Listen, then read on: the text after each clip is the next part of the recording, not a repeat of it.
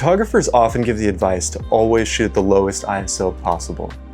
But are you following that advice correctly? Frequently, this gets interpreted as always shoot with a low ISO, like always shoot at 100, or stay below 400. But that's not always possible. In low light, what is possible may be 1600, 3200, or even 6400. It means using the lowest ISO you can while still capturing the intended photo. For example, when shooting handheld, I need to maintain a minimum shutter speed.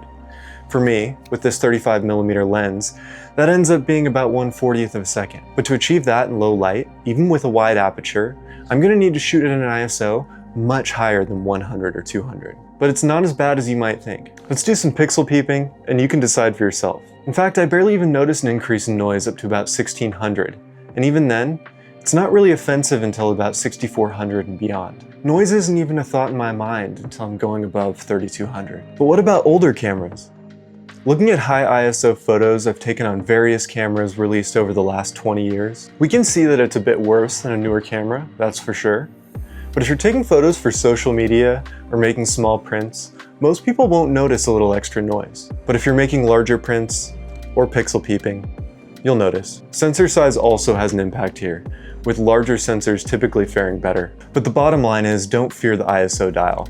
Crank it up and capture the moment. And that's what it means when